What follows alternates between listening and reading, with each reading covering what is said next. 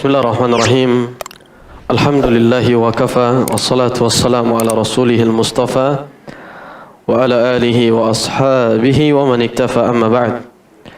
Qala al-muallif hafizahullah, al-qa'idatu tsaniyah, kaidah kedua, ad-du'a miftahu zakatin nufus. Doa adalah kunci tazkiyatun nafs. Setelah kita membahas di sesi sebelumnya bahwasanya tauhid adalah pondasi dan asas tazkiyatun nafs, dan telah kita bawakan bagaimana kisah-kisah para salaful ummah tentang hal ini yang menunjukkan bagaimana tauhid adalah asas dan pondasi, dan kita tahu rukun Islam diawali dengan syahadat sebelum salat dan seterusnya, menunjukkan bahwasanya tauhid adalah pondasi. Dan para ulama menyebutkan man kana billahi a'raf kana minhu akhwaf. Seseorang jika dia semakin mengenal Allah, dia akan semakin takut kepada Allah Subhanahu wa taala, dan takut kepada Allah termasuk yang membersihkan hati seorang hamba. Oleh karenanya perlu kita mengenal Allah lebih dekat dengan terus mempelajari tauhid, demikian pula mengenal dan memahami nama-nama dan sifat-sifat Allah Subhanahu wa taala. Terkait dengan tazkiyatun nafs, kita bertanya, siapakah manusia yang paling bersih hatinya? Siapa, Pak? Rasulullah sallallahu alaihi wasallam. Bersamaan dengan itu, beliau senantiasa berdoa, Allahumma ati nafsi taqwaha wa zakkiha anta khairu man zakkaha anta waliyuha wa maulaha. Ya Allah, berikanlah kepada jiwaku, kepada hatiku ketakwaan, dan tazkiyahlah, maksudnya dalam hal ini bersihkanlah, sucikanlah hatiku, sucikanlah jiwaku. Engkau adalah sebaik-baik yang mensucikan jiwa, Engkau adalah sebaik-baik yang membersihkan hati hamba. Dan di antara doa Nabi SAW, Allahumma inni as'aluka qalban salima. Ya Allah, aku memohon kepadamu hati yang selamat, hati yang bersih.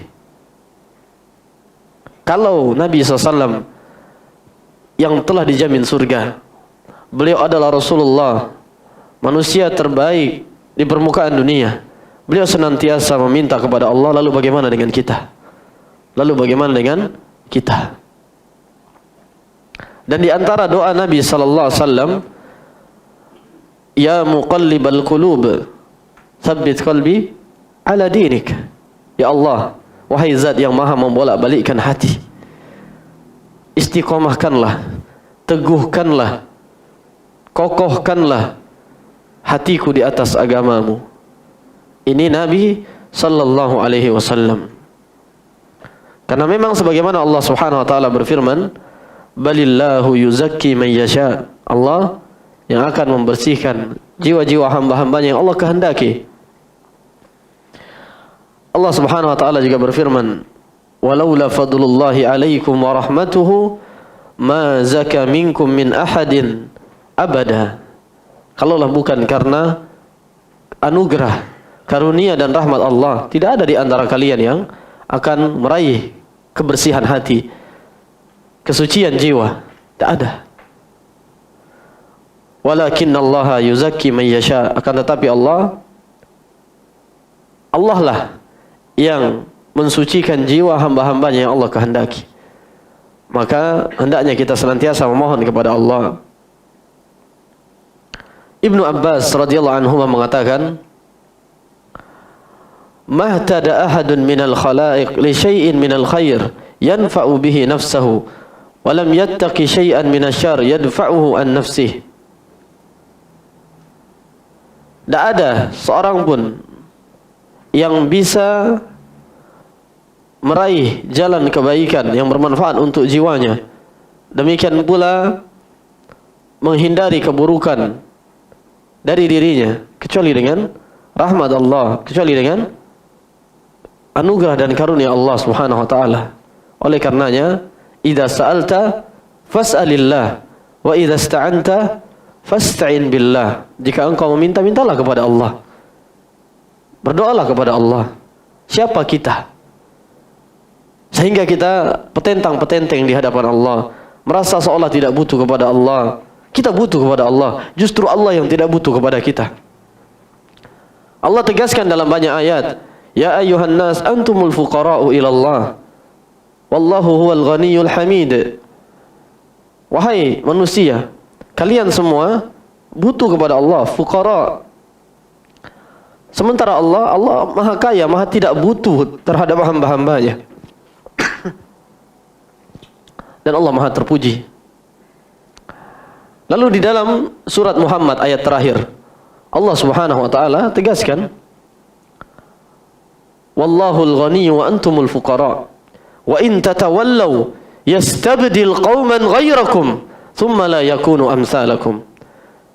Allah yang maha kaya tidak butuh kepada kalian.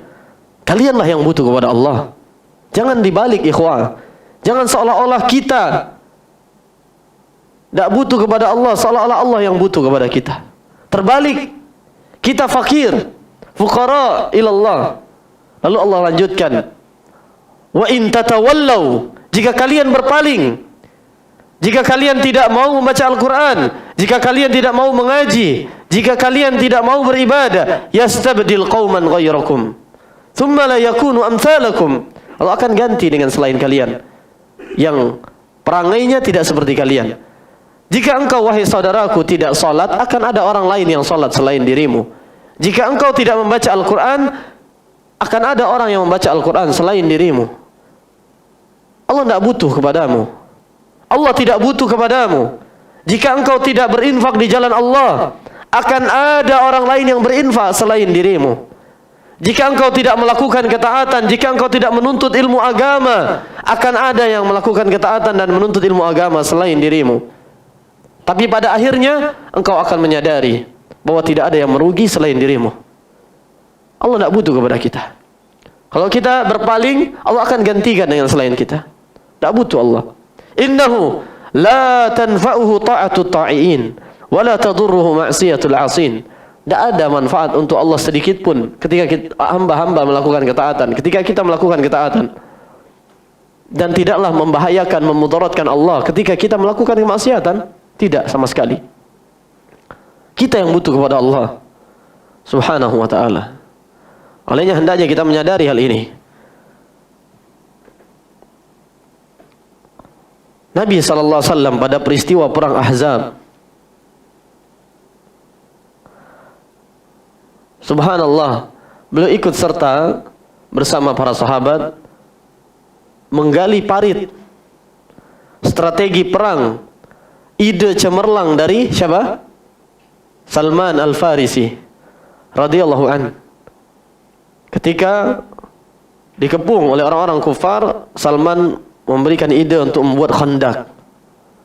Akhirnya dibuat strategi yang tidak pernah ada di tengah orang-orang Arab. Tapi ada peristiwa yang luar biasa di situ. Nabi ikut serta. Dan Nabi SAW ketika tanah telah mulai mengotori tubuh beliau sambil ikut serta menggali parit khandak di perang Ahzab, beliau sembari menyampaikan bait-bait indah, wallahi laulallahu mahtadaina wala tasaddaqna wala sallaina. Demi Allah, kalaulah bukan karena Allah Subhanahu wa taala, maka mungkin kita tidak akan mendapatkan hidayah. Kita tidak melakukan ketaatan, berinfak, demikian pula salat menghadap Allah Jalla wa ala. Semua karena Allah Subhanahu wa taala. Maka hendaknya kita senantiasa memohon kepada Allah Subhanahu wa taala kebersihan hati. Cuman kadang-kadang yang sangat menyayangkan, yang sangat disayangkan ikhwah, kita tahu Nabi SAW di antara doa terbanyak beliau adalah ya muqallibal qulub tsabbit qalbi ala dinik. Kita tahu di antara doa Nabi SAW yang sahih, Allahumma ati nafsi taqwaha wa zakkiha anta khairu man zakkaha anta waliyuha wa maulaha.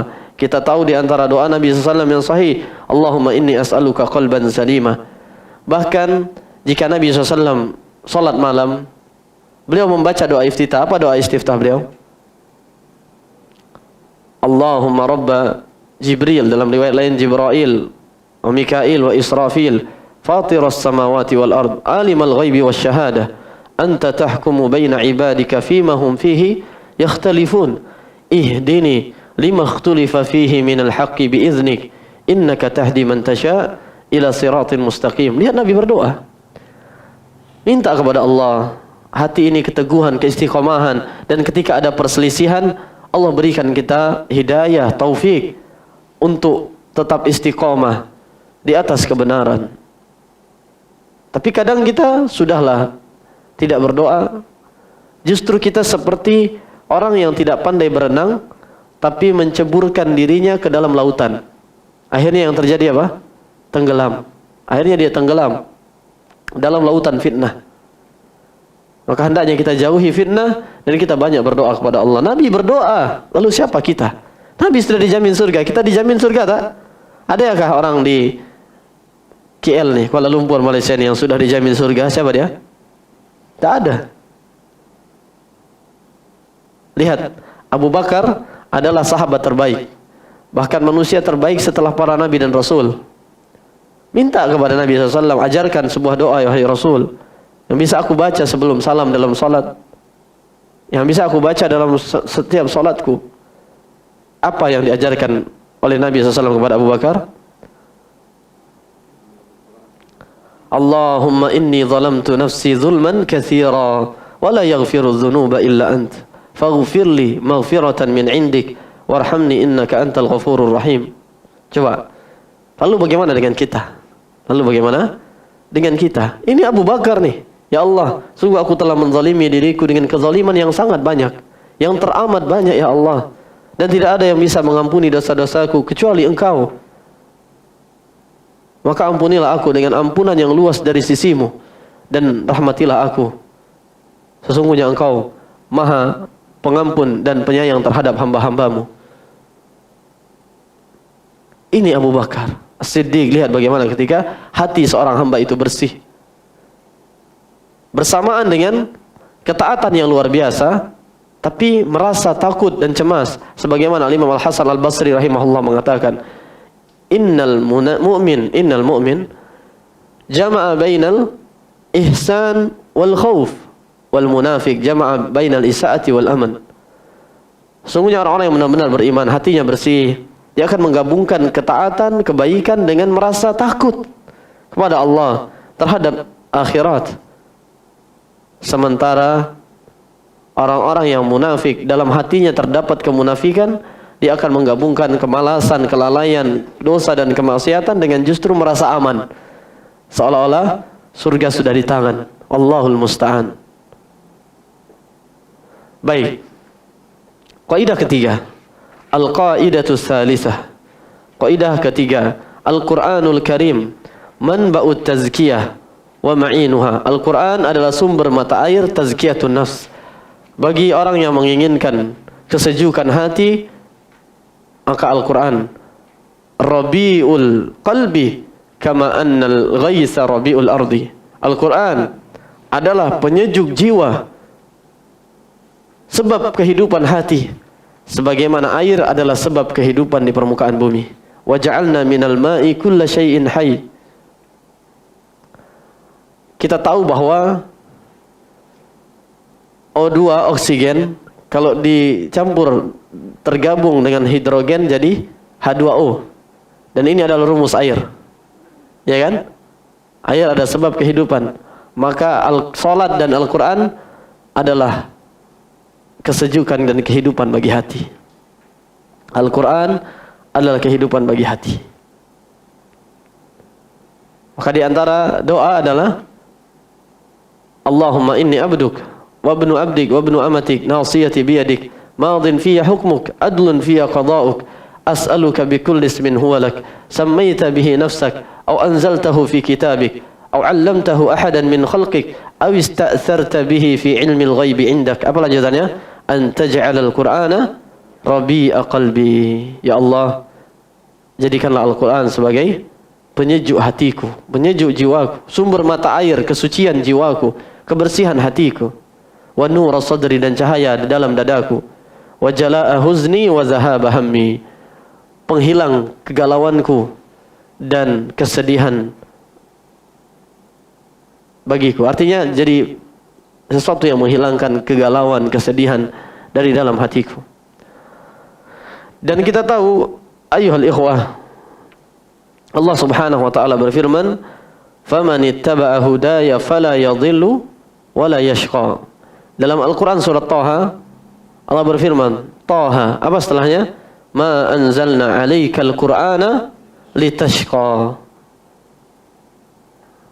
Berarti menunjukkan bahwa Al-Qur'an diturunkan agar kita merasakan ketentraman jiwa, kebahagiaan hati, kebersihan hati, bukan untuk menjadikan kita binasa dan celaka. Justru kebinasaan ketika kita mengabaikan Al-Quran. Wa man a'rada an dzikri fa inna lahu ma'isyatan dhanka wa nahsyuruhu yaumal qiyamati a'ma. Qala rabbi lima hasyartani a'ma wa qad kuntu basira. Qala kadzalika atatka ayatuna fanasitaha wa kadzalika al-yawma tunsa.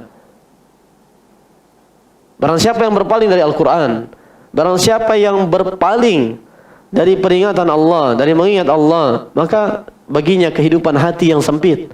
Walaupun dia punya banyak uang, punya banyak duit, tapi dia gelisah, gegana, gelisah, galau dan merana. Itu yang dicatat sama Bapak. Ya. Dan tidak cukup sampai di situ. Tidak cukup sampai di situ. Ini ancaman dunia dan kita lihat betul mereka yang jauh dari Al-Quran, walaupun mereka mungkin mencari ketenangan, ketentraman jiwa dengan sesuatu, semu. Habis itu gelisah lagi. Karena Allah yang menciptakan hati kita. Allah yang menciptakan ketentraman dan ketenangan jiwa. Allah tahu bahwa itu ada di dalam ketaatan kepada Allah, kedekatan dengan yang menciptakan kebahagiaan. Dan Allah tahu bahwasanya itu ada pada Al-Quran. Lihat sekelas Umar yang ingin membunuh dan memenggal leher Nabi SAW. Salah satu sebab hidayah Umar adalah Al-Quran. Jubair bin Mut'im ketika suatu hari nguping dia. Apa bahasa Malaysia nguping? Tahu nguping? Dia curi dengar. Dia nak curi dengar Nabi SAW baca Al-Quran. Ketika itu salat maghrib Nabi baca surah At-Tur, Wat-Tur, wa kitabim mastur, dan seterusnya. Ini salah satu dalil secara fikih boleh membaca kadang-kadang At-Tur atau yang semisalnya dalam surat maghrib, walaupun asalnya adalah Qisarul Mufassal. Ketika sampai pada ayat am khuliqu min ghairi syai'in am humul khaliqun am khalaqus samawati wal arda bal la yuqinun. Apa kata Jubair bin Mut'im? Kada qalbi an yatir wa dzaka awwalu ma waqara al-iman fi qalbi. Hampir-hampir hatiku akan terbang melayang kalau dengarkan Al-Quran. Dan itu adalah awal pertama kali iman bersemi di dalam hatiku, terpatri di dalam jiwaku. Ayat yang sangat logis. Am khuliqu min ghairi syai'in am humul khaliqun. Apakah mereka diciptakan tanpa ada pencipta, atau mereka yang menciptakan diri mereka sendiri? Am khalaqus samawati wal arda bal la yuqinun. Apakah mereka yang menciptakan langit dan bumi ini? Wah, langsung berpikir Jubair bin Mut'im, tentu ada yang menciptakan. Tentu ada yang menciptakan. Ini tulisannya, Baitus Salam, Kuala Lumpur, Malaysia. Ini Baitus Salam tulisannya. Mungkin tak dia ada tiba-tiba tanpa ada yang membuat. Tak mungkin. Atau dia buat dirinya sendiri? Tak mungkin. Bisakah ini menciptakan alam semesta? Tak mungkin lagi. Kalau ini saja tulisan Baitus Salam, tak mungkin. Lalu bagaimana dengan alam semesta dengan segala isinya?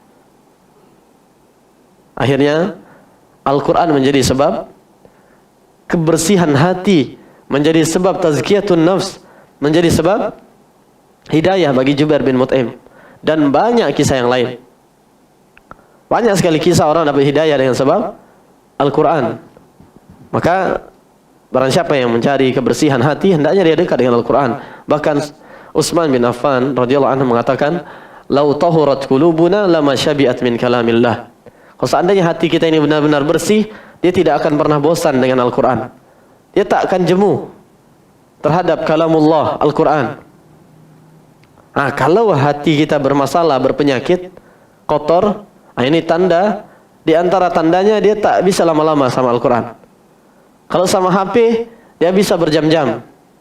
Tapi kalau sama Al-Quran, dia tak tahan ya, walaupun sekejap. Sudah bosan. Maka lihat kebersihan hati. Karena hati kita kalau dia sedang tidak baik-baik saja, dia sedang berpenyakit, sama dengan lidah kita ketika sedang sakit. Sekarang misalkan, antum Pak, pas kita sedang sakit, kan dulu biasanya hari-hari, setiap hari kalau kita sedang sehat, roti canai, iya kan? Dan kuliner-kuliner Malaysia yang lain sedapnya. Tapi kalau kita sedang sakit, kenapa dia terasa kadang hambar, bahkan terasa pahit? Kenapa? Kenapa? Apakah memang makanan yang tidak enak lagi? Atau minuman yang sudah tidak sedap lagi? Tak. Tapi yang digunakan untuk merasakan sedapnya makanan itu, lidah itu sedang bermasalah. Kita sedang sakit. Maka ketika hati kita sedang sakit, Al-Quran, ketaatan, manisnya iman terasa hambar, atau mungkin terasa pahit. Kalau dia dengar Al-Quran terasa pahit, berarti hatinya berpenyakit. Al-Quran adalah sebab dan sumber tazkiyatun nafs. Makanya Allah berfirman, laqad manna Allahu 'alal mu'minin idz ba'atsa fihim rasula min anfusihim yatlu 'alaihim ayatihi wa yuzakkihim. Allah Subhanahu wa ta'ala sungguh telah memberikan nikmat dan anugerah kepada orang-orang yang beriman ketika Allah utus seorang rasul, kemudian membacakan untuk mereka ayat-ayat Al-Quran, wa yuzakkihim, dan mensucikan jiwa mereka. Ini menunjukkan bahwasanya membaca ayat-ayat Al-Quran termasuk sebab kebersihan hati dan tazkiyatun nafs. Mata airnya, kalau kita menginginkan kesejukan dan kebersihan hati, kehidupan hati adalah Al-Quran. Itu sumber mata airnya. Kalau kita nak minum atau yang semisalnya, kita bisa beli air mineral atau kita gali sumur bor supaya keluar air. Tapi kalau kita menginginkan hati kita ini yang hidup, maka ambillah dari ayat-ayat Al-Quran sumber mata air itu. Oleh karenanya, ikhwah, kenapa di ayat 17 surat Al-Hadid Allah berfirman, i'lamu annallaha yuhyil arda ba'da mautiha. Ketahuilah bahwasanya Allah Maha menghidupkan bumi yang gersang setelah mati. Setelah ayat tentang hati, alam ya'ni lil ladzina amanu an takhsha'a qulubuhum li dzikrillah wa ma nazala minal haqq. Kenapa? Wala yakunu kal ladzina utul kitaba min qabl fatala 'alaihimul amadu faqasat qulubuhum wa katsirun minhum fasiqun. Kenapa? Ada isyarat kata para ulama, sebagaimana Allah menjadikan air sebab kehidupan di tanah yang tandus dan gersang yang mati. Kalau turun hujan atau ada air, yang gersang pun bisa hijau kembali. Maka Al-Quran bisa menjadi sebab kehidupan hati yang sudah hampir mati. Macam hati Umar, hati Jubair bin Mut'im, ya kan? Yang dulunya kafir, akhirnya hidayah itu tumbuh dengan siraman Al-Quran. Maka dekatlah dengan Al-Quran. Oleh karenanya, ikhwah, Utsman bin Affan, lihat, padahal dia juga berdagang, padahal dia juga sibuk dengan tanggung jawab dan amanah besar, tapi kenapa bisa demikian? Beliau mudah menangis karena Al-Quran, dan galau kalau tak baca Al-Quran walaupun sehari saja. Beliau mengatakan, inni la akrahu an yamurra alayya yaumun la anzuru fil mushaf. Sungguh aku galau jika ada satu hari saja berlalu tanpa melihat Al-Quran, tanpa membaca Al-Quran. Lihat, ketika wafat pun beliau bersama Al-Quran. Al-Quran di tangan beliau. Padahal beliau lebih sibuk. Siapa lebih sibuk? Bapak atau Utsman? Utsman. Perdagangannya luar biasa. Sampai detik ini aset kekayaan Utsman masih ada. Kalau nak tahu kita pergi ke Madinah. Tak usah dengar cakap-cakap saja. Pergi. Nampak nanti. Bersamaan dengan itu Utsman juga menggantikan Rasulullah SAW, Abu Bakar dan Umar menjadi Amirul Mukminin, menjadi khalifah. Menunjukkan bahwa ini bukan tentang apa pekerjaan kita, tapi seberapa dekat kita dengan Al-Quran. Lihat, kita di Yaman dulu, ada tukang bangunan hafal Quran. Dan ketika saya di Saudi Arabia, ada sopir travel, dia hafal Quran. Kereta, kalau di Malaysia. Macam mana caranya? Nah, dia kalau dari Riyadh ke Saudi, ke Makkah, atau dari Riyadh ke Madinah, dia putar Al-Quran. Terus, pokoknya sepanjang jalan putar. Dia buat misalkan hari ini surat nih, atau halaman nih, kan sudah ada sekarang Al-Quran yang per halaman. Pakai ya kan? Muka ya kan? Misalkan itu sampai hafal. Besok ganti lagi. Sampai 2 tahun jadi sopir hafal Quran. Subhanallah. Ternyata ada juga dokter yang hafal Quran. Jadi tak menghalangi apapun profesi itu. Tak menghalangi kita dekat dengan Al-Quran. Ini bukan tentang profesi, tapi tentang bagaimana waktu kita bersama Al-Quran. Saya punya kenalan dokter di Pekanbaru, Indonesia. Beliau dokter spesialis, masih muda, tapi hafal Quran 30 juz. Sampai-sampai beliau lebih dikenal di rumah sakit ustadz daripada dokter. Dia pandai baca kitab Arab gundul macam ni. Beliau pandai hafal Quran 30 juz. Bukan hanya membaca saja, tapi hafal. Beliau imam tetap, imam rawatib di salah satu masjid di Pekanbaru. Ini berarti menunjukkan bukan apa profesi kita, tapi seberapa dekat kita dengan Al-Quran. Ada anak yang sudah divonis lumpuh otak, tapi hafal Quran kan? Mungkin pernah dengar di Indonesia. Ada yang buta hafal Quran. Kita tak lumpuh, kita tak buta. Tapi bagaimana kita jadikan, jangan sampai yang buta itu hati ya. Jangan sampai yang lumpuh adalah hati kita. Di apapun profesi kita, dimanapun kita tinggal, kita bisa dekat dengan Al-Quran. Karena ini bukan tentang di mana kita tinggal, bukan tentang apa profesi kita. Innal arda la tuqaddisu ahadan. Sungguhnya tempat yang baik tidak mensucikan, tidak menjamin baik orang yang ada di situ. Karena di Madinah pernah ada gembongnya orang-orang munafik kan? Abdullah bin Ubay bin Salul. Dan di Makkah pernah ada gembongnya orang-orang musyrik. Siapa? Abu Jahal, Abu Lahab. Iya kan? Tapi ada orang tak dikenal yang Nabi SAW suruh Umar kalau jumpa dia, mintakan agar dia memohonkan ampunan untuk wahai Umar. Siapa dia? Uwais Al-Qarni. Tak ada yang kenal. Menunjukkan tentang bagaimana kedekatan kita dengan Allah. Dan itu ditandai dengan Al-Quran.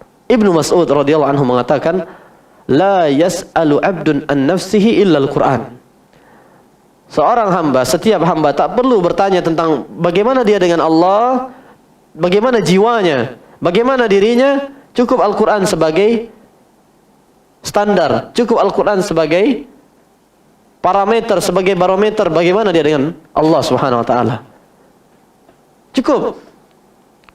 Karena kalau memang hati kita bersih, kata Utsman, lau tahurat qulubuna lama syabi'an min kalamillah. Kita tak pernah bosan dengan Al-Quran. Apapun profesi kita. Yang punya toko, kedai, bisa dia sambil menunggu orang beli, dia bisa baca Quran. Iya kan? Di rumah, sebelum dia istirahat, dia bisa Quran. Sekarang kita buat biar mudah. Seandainya kita mau, misalkan, hatamkan Al-Quran sebulan sekali, maka 1 hari 1 juz. Kalau mau 2 kali, 1 hari 2 juz. Kalau mau 3 kali, 3 juz dalam sehari. Kalau mau 4 kali, 4 juz. Kalau mau 5 kali, 5 juz. Kalau mau 6 kali, 6 juz, dan seterusnya. 1 juz saja loh. Tak perlu laporan. Walaupun mungkin istri, bagi yang sudah punya istri, ya, atau iswan, istu, Istri sporo ya. Nah, tak. Ini bercanda saja. Intermezzo. Seandainya istri tak tahu, atau mungkin kolega bisnis tak tahu, kita yang penting Allah tahu. Kadang sebagian orang, hai guys, ya sekali-sekali saja pegang Quran. Tapi hai guys. Jadi laporan kepada manusia kerjaannya. Tapi di balik penglihatan manusia dia adalah sahabat iblis, iyadzan billah. Yang penting kita bagaimana ikhwah untuk berusaha betul di tengah keramaian kita bertakwa kepada Allah. Ittaqillah haitsu ma kunt. Tapi juga termasuk ketika kita sedang sendirian. Sekarang macam ni. Ada berapa waktu salat? 5. Al-Quran standar kalau pakai mushaf Madinah, ini udah standar nih. Ini Al-Quran Malaysia nih mungkin ya. Tapi standar nih. Ya. 1 juz ada berapa halaman? 20. 20 dibagi 5 ada 4 muka. Ada 4 halaman. 4 halaman berapa lembar? 2 lembar. 2 lembar saja. Dari subuh sebelum datang zuhur 2 lembar. Kan panjang waktu. Di Malaysia jam berapa subuh? 6. Iya, beda ya. Jam 6. Ya, sebenarnya sama aja. Mungkin jam 5 tapi secara jam saja. Ya. Waktu sama. Ya. Jam. Baik. Perhatikan. Di Malaysia, di Kuala Lumpur, zuhur jam berapa? 30. 1.30 anggaplah, biar gampang. Berarti sekitar berapa? Sekitar 7 jam. 6 sampai 13.30. Berarti 7 jam setengah. Kalau kami di Indonesia jam 5, itu jam 12 setengah. 12.30 kan? Kalau di sini jam 1 setengah. Berarti 7 jam setengah. Saya mau tanya, 2 lembar itu berapa jam itu? 2 lembar berapa jam ya kawan? Ayolah Kuala Lumpur. Kalau bacaan kita standar, paling lama 2 menit 1 halaman. 1 halaman paling lama 2 menit. Berarti 2 lembar 4 halaman 8 menit. Paling lama itu sudah. Paling lama sudah. Anggaplah dengan macam-macam lah. Kadang sebagian ikhwan nih waktu menghafal diganti jadi waktu menghayal. Anggaplah 2 lembar itu 10 menit. Tadi siap subuh sampai zuhur 7 jam setengah. Masa tak bisa kita baca 2 lembar setengah? Nanti zuhur, lepas zuhur sebelum asar 2 lembar setengah lagi. Tak perlu 2 lembar setengah. 2 lembar sudah. 2 lembar. Atau ginilah, maghrib kosongkan. Mungkin pengajian, taklim, atau yang lain-lain. Atau di rumah stor-storan sama anak istri. Ya. Kita buat 4 waktu saja. Ini pun berlaku kalau kita puasa. Kalau kita puasa Ramadan atau puasa sunnah, maghrib biasanya kita pakai untuk berbuka ya kan? Untuk berbuka. Berarti maghrib tak kita hitung. Berarti 10 lembar di 20 halaman dibagi 4. Jadilah 5 halaman. 2 lembar setengah setiap waktu sholat. Kecuali maghrib kan? 10 menit. 10 menit siap subuh, lepas subuh sebelum datang zuhur. 10 menit lepas zuhur sebelum datang asar. 10 menit lepas asar sebelum datang maghrib. 10 menit lepas isya sebelum datang subuh. Lebih panjang lagi. Isya jam berapa? Kalau di Malaysia? 8.40. Kurang lebih. Kalau kami di Indonesia berarti sekitar 7.40. Baik. Kalau subuh tadi jam 6. Kami jam 5. Oke. Dari anggaplah jam kita lah bersih. Jam 9 sajalah. Anggaplah azan jam 9 Isya ya kan? Sampai jam 6. Berapa tuh halaman? Berapa lama tuh? 9 jam. Ada berapa? Tak bisa 10 menit, 2 lembar setengah. Ini kadang problem kita ikhwah. Ini problem kita. Kita sudah sampaikan ini bukan tentang apa profesi kita. Paham? Tapi bagaimana hubungan kita dengan Allah? Bagaimana hubungan kita dengan Al-Quran? Para ulama menyebutkan sebuah kaidah, man aslaha sariratah aslahallahu alaniyatah. Dan dilanjutkan dengan kaidah lain, man aslaha ma bainahu wa bainallah aslahallah ma bainahu wa bainan nas. Wa man ihtamma bi amri akhirati kafahullahu amra dunya. Ini 3 kaidah jadikan satu. Barang siapa yang dia memperbaiki bagaimana ketika dia sedang sendirian, hanya dia dan Allah, Allah akan memperbaiki urusannya yang nampak oleh mata manusia. Ini tentang keberkahan. Macam mana pula kita menginginkan keberkahan, tapi kita jauh dari pencipta keberkahan. Dan Al-Quran berkah. Kitabun anzalnahu ilaika mubarakun liyadabbaru ayati. Al-Quran itu penuh dengan keberkahan. Sehingga kita mungkin pendapatan 1 bulan tak terlalu banyak, cukup buat ini, cukup buat itu, cukup. Tapi berkah. Orang yang jauh dari Al-Quran, walaupun banyak, oh ini sakit, yang ini sakit, kamu diabetes, kamu kamu diabetes, ya, akhirnya saya BTS. Banyak komplikasi. Oh yang ini lagi tak nampak keberkahan itu. Kenapa? Dia jauh dari sang pemilik keberkahan. Dia jauh dari Al-Quran yang penuh dengan keberkahan. Padahal 10 menit saja setiap waktu sholat selain maghrib, sebentar, itu sudah hitungan paling lambat. Kalau yang bisa baca cepat tak sampai 1 halaman bisa 1 menit. Cuman kan kita kadang-kadang itulah. Kalau untuk dunia kita hitung itu betul-betul, tapi kalau untuk akhirat, Allahul musta'an. Wailul lil mutaffifin. Apa lanjutannya? Alladzina idza iktalu 'alan nasi yastawfun wa idza kaluhum aw wazanuhum yukhsirun. Ini kalau sesama manusia. Kalau kita curang, giliran hak kita, kita nak banyak.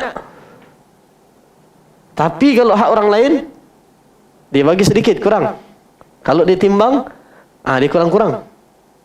Ini Allah katakan wailun lil mutaffifin, celaka, binasaan orang yang macam ni. Lalu bagaimana dengan hak Allah? Kita nak banyak nikmat dari Allah, tapi hak Allah tak kita perhatikan.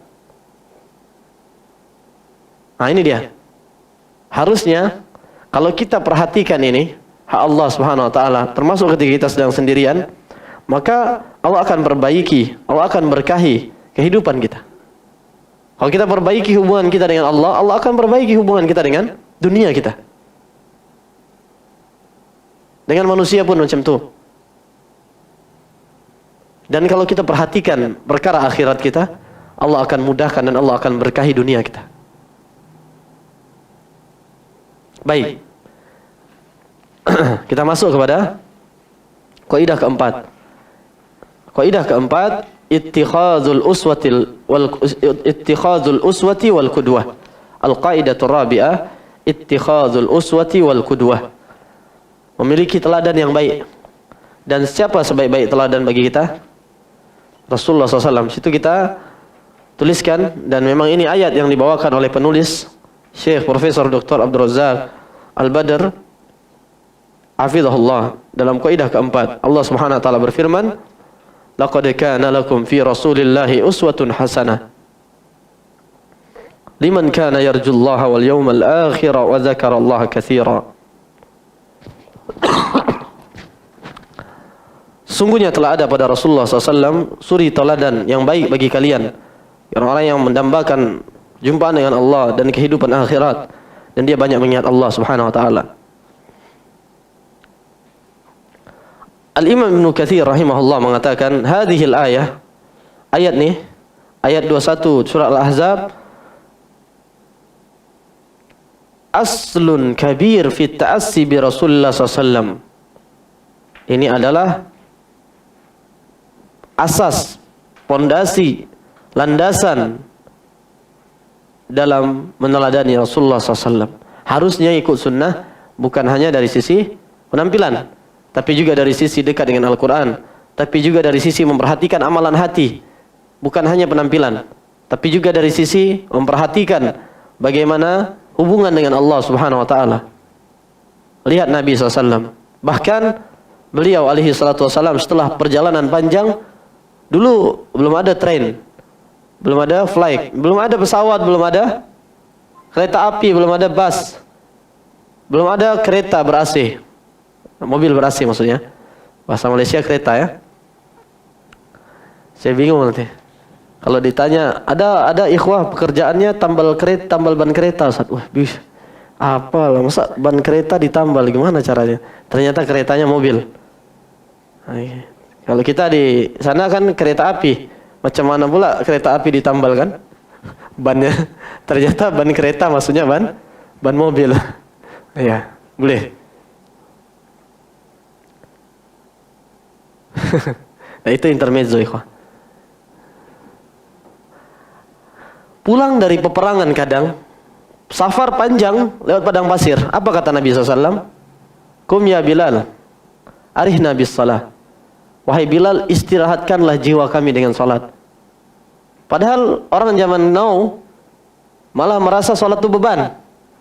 Macam mana dia nak cepat lepas dari salat nih? Cepat selesai. Nabi tidak. Justru beliau, ketentraman jiwa beliau ada pada salat. Karena Rasulullah SAW idza hazabahu amrun fazi'a ila salah. Nabi kalau dihadapkan dengan hal-hal dalam kehidupan, beliau langsung bersimpu di hadapan Allah mengerjakan salat. Nah, Nabi harusnya jadi teladan bagi kita, para sahabat. Jangan justru meneladani orang-orang kufar. Hendaknya kita ini Al-Quran dan Sunnah jadi tuntunan, jangan tontonan menjadi tuntunan. Nah, kalau sudah tontonan menjadi tuntunan, akhirnya yang dia ikuti TikTok, ya, Instagram, dan tidak semuanya betul yang ada di TikTok tuh. Sesuaikan dengan Al-Quran dan Sunnah. Nabi adalah teladan bagi kita. Makanya Hasan Al-Basri mengatakan dalam sebuah ayat yang disebut oleh para ulama dengan ayatul imtihan, ayatul mihnah, ayat ujian. Ujian bagi siapa? Bagi orang yang mengklaim, mengaku-ngaku dia mencintai Allah dan Rasulnya. Bagi orang-orang yang mengklaim dia mencintai Al-Quran. Allah berfirman subhanahu wa ta'ala dalam Al-Quran di surah Ali Imran, Qul in kuntum tuhibbunallaha fattabi'uni. Apa kata Hasan Al-Basri? Qala qaumun ala ahdi Nabi sallallahu alaihi wasallam inna nuhibbu rabbana fa anzalallah hadhihi al-ayah. Banyak orang mengklaim, mengaku-ngaku kami mencintai Allah. Lalu Allah turunkan ayat ini. Qul in kuntum tuhibbunallah fattabi'uni. Katakanlah, jika kalian betul, jika kalian benar mengikuti, mencintai Allah, mengaku mencintai Allah, maka ikuti Rasul. Jangan hanya ngaku-ngaku saja. Kalau sekedar cakap, semua orang bisa. Saya cinta Allah, saya cinta Rasul, ya kan? Saya cinta Quran. Tapi macam mana dia? Jangan sampai kita justru mengidolakan, meneladani orang-orang kufar. Lihat bagaimana Abu Bakar bisa demikian. Kenapa ikhwah? Siapa teladan Abu Bakar? Rasulullah SAW. Ini dia. Menunjukkan bahwa teladan itu penting. Kita jadikan sebagai panutan. Terlihat bagaimana Nabi SAW, para sahabat, bagaimana mereka, lihat kehidupan mereka, baca sirah nabawiyah, baca kisah-kisah para sahabat, baca kisah-kisah para ulama. Ini akan melembutkan hati kita insyaallah, biiznillah. Luangkan waktu. Kita buat misalkan macam ni. Antum dalam sehari berapa baca? Berapa? Di manajemen waktu, ikhwah. Di manajemen waktu. Kita buat misalkan Syekh Albani berapa baca sehari? 18 jam. Antum berapa? Kadang 18 menit pun tak ada. Baca, misalkan kita latihan 2 jam. Bagi yang belum terbiasa, biasakan. Anggaplah 2 jam. Dan 2 jam itu tidak harus langsung. Boleh dibagi 4. Misalkan pagi sebelum datang, siang setengah jam baca. Jangan hanya baca status WA terus. Jangan hanya baca status Facebook. Baca buku yang bermanfaat. Ya. Coba kalau kita setengah jam baca, misalkan pagi tentang tauhid. Nanti siang baca setengah jam tentang fikih. Sore baca setengah jam tentang kisah-kisah. Bisa sirah nabawiyah, bisa baca kisah para sahabat, kisah para ulama. Nanti malam baca yang lain. Dibagi setengah jam. Sehingga kita bisa melihat potret kehidupan generasi terbaik umat ini, para sahabat radhiyallahu anhum ajma'in. Tentu setelah kisah manusia terbaik Rasulullah SAW, lalu setelah para sahabat ada kisah para tabi'in, ada kisah para tabi'ut tabi'in, ada kisah para ulama. Mungkin pas dapat waktu yang ada kajian, ada kisah, bisa dengar kajian. Ya, baik. Jadi perlu kita teladan yang baik.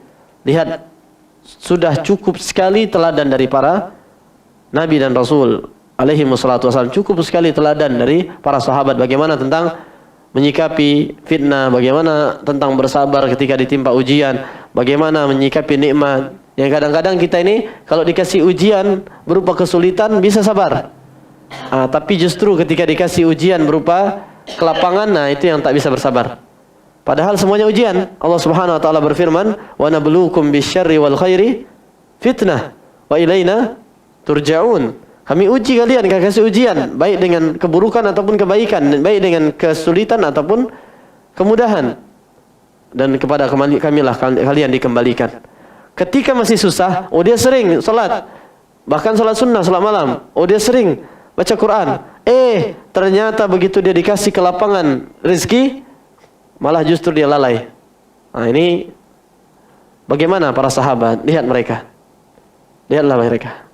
Lihat kisah para ulama, ya, agar kita tidak tertipu dengan dunia ini. Para sahabat banyak yang dunia di tangan mereka, kan? Abdurrahman bin Auf kaya, Abu Bakar, Umar dan seterusnya, Utsman termasuk. Tapi mereka sebatas di tangan saja. Mereka tidak memasukkan dunia ke dalam hati mereka. Paham? Rijalun la tulhihim tijaratun wala bai'un an dzikrillah wa iqamis shalah wa ita'iz zakah yakhafuna yawman tataqallabu fihi al-qulub wal absar. Mereka adalah orang-orang yang perdagangan, kedai, toko mereka, bisnis, profesi mereka tidak melalaikan mereka dari mengingat Allah, tidak melalaikan mereka dari belajar ilmu syar'i, tidak melalaikan mereka dari Al-Qur'an, menegakkan salat, menunaikan zakat, karena mereka memang hati mereka dipenuhi rasa takut kepada Allah dan hari akhirat yang kalau datang terbelalak hati dan mata karena huru-hara yang begitu dahsyatnya. Jadi penting kita untuk mengambil teladan. Baik, kita ambil satu kaidah, lepas itu kita rest. Kaidah kelima. Al-qaidatul khamisah at-tazkiyah takhliyatun wa tahliyah. Kaidah kelima. Tazkiyatun nafs itu membersihkan dan menghiasinya. Sekarang saya tanya, kalau ada misalkan rumah sudah lama tak dihuni, sudah kotor, waktu kita beli atau kita kontrak, apakah langsung kita hiasi atau kita bersihkan dulu? Kita bersihkan dulu, ya kan? Seandainya ada gelas kotor, ada kotoran manusia, kotoran anjing di situ, kotoran babi, antum mau pakai minum, apakah langsung antum tuang teh tarik? Atau antum bersihkan dulu? Antum bersihkan dulu. Maka demikian pula tazkiyatun nafs. Tazkiyatun nafs hendaknya kita awali dengan membersihkan hati kita dari ketaatan, dari noda-noda dosa, kemaksiatan maksudnya. Hendaknya kita bersihkan hati kita dari noda-noda kemaksiatan, noda-noda prasangka buruk, noda-noda hasad, iri dengki, noda-noda dosa, intinya semuanya.